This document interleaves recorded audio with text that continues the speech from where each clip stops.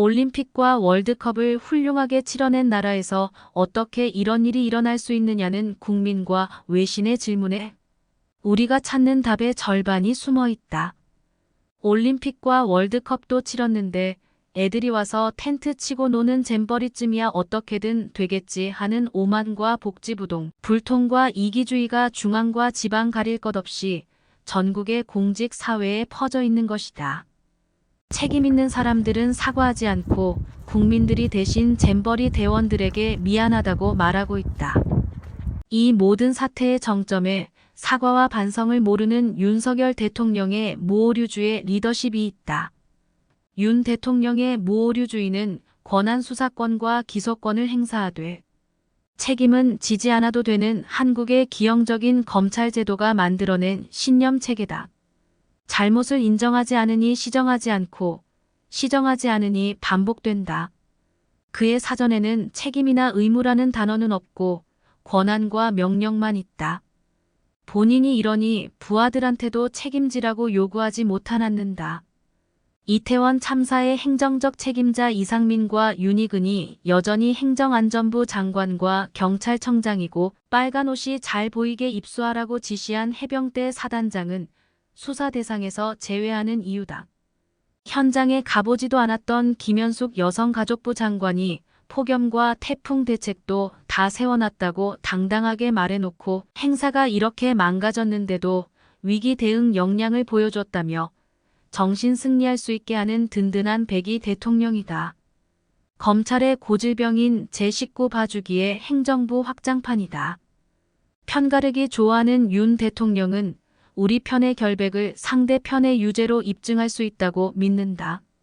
전라북도와 전 정권의 모든 책임을 떠넘기는 정부 여당의 행태로 보아 잼버리 사태에 대한 감사와 수사도 이미 방향은 정해져 있다고 봐야 한다. 사법의 정치화로 정권을 잡은 윤 대통령 취임 이후 정치의 사법화는 절정에 이르렀다. 직무에 관한 결정조차 수사의 대상이 되면서 공직 사회의 복지부동은 일상이 됐다. 잼버리 사태의 저 깊은 곳에 사후 책임에 대한 공무원의 공포가 따리를 틀고 있었을 것이라고 나는 생각한다. 말해봤자 바뀌지 않을 것이라는 불통과 불신의 문화도 한몫했을 것이다. 잼버리 파행의 직접적 원인 중 하나라고 할 수 있는 폭염과 배수. 대책 미비의 책임도 연원을 찾아 거슬러 올라가면 윤 대통령에 이르게 된다. 행사 2달 전 잼버리 조직위원회가 100억 원에 가까운 긴급 예산을 요청했으나 대부분 묵살된 배경에 윤석열 정부의 부자 감세와 긴축 재정이라는 이념적 경제 정책이 있기 때문이다. 이 정부가 그토록 강조하는 건전 재정이란 세출이 세입을 초과하지 않는 상태를 말하는데 무리한 감세로 세입을 줄여놓고 건전 재정을 지키려니 지출도 줄일 수밖에 없게 된 것이다. 경제 정책도 양두구육이다.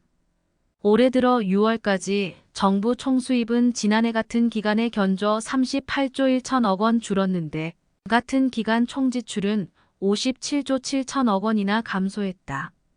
세수 펑크 사태에 놀라 수입보다 지출을 더 크게 줄이고 있는 것이다.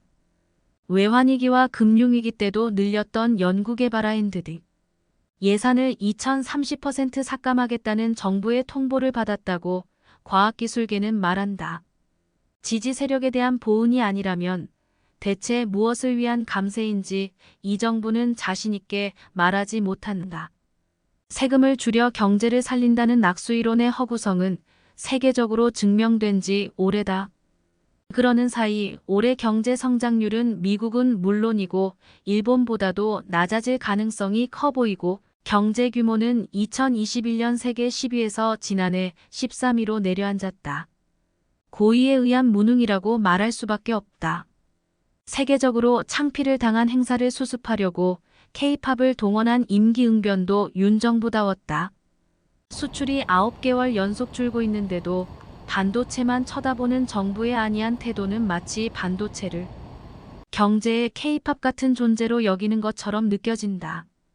하지만 한국 반도체가 세계 최고라는 생각도 오만이고 착시다. 한국이 세계 1위인 메모리 반도체 시장 규모는 전체 반도체 시장의 3분의 1도 안 되고 비약적으로 성장하는 인공지능 AI 산업과 함께 시스템 비메모리 반도체의 비중은 더욱 커질 수밖에 없다. 민간이 알아서 키운 K-팝과 달리 반도체 산업의 성과는 정부와 기업, 학계의 공동 노력으로 이룩한 것이라는 사실을 잊지 말아야 한다. 제2, 제3의 반도체를 발굴하기 위해서라도 연구개발 예산을 줄이면 안 된다. 제발 그런 일이 없기를 희망하지만 만약 우리가 여기서 중진국으로 주저앉게 된다면 그것은 대통령과 여당이 저주하는 강성노조도 망국적 복지병도 아닌 축소지향의 경제정책에서 비롯했음을 역사가 기억할 것이다. 대통령 입만 쳐다보는 아부형 관료들로 가득 찬 이 정부에 이런 쓴소리를 전할 사람이 있을 리 없다. 보수가 갈수록 무능해지는 건 커지는 욕심에 반비례하여 열정과 애국심은 작아지기 때문이다. 박정희 정부와 전두환 정부는 부패했지만 경제 발전에 대한 열정은 있었다. 이명박, 박근혜 정부는 적어도 국민 눈치를 보고 사과할 줄은 알았다. 이렇게 뻔뻔하고 애국심 없고 무능한 보수는 처음이다. 잼버리 대원들에게 국민들이 대신 사과했듯이 쪼그라든 경제를 이어받을 후손들에게 우리는 이렇게 말해야 할지도 모른다. 윤송합니다. 다윤석열을 대통령으로 뽑아 죄송합니다.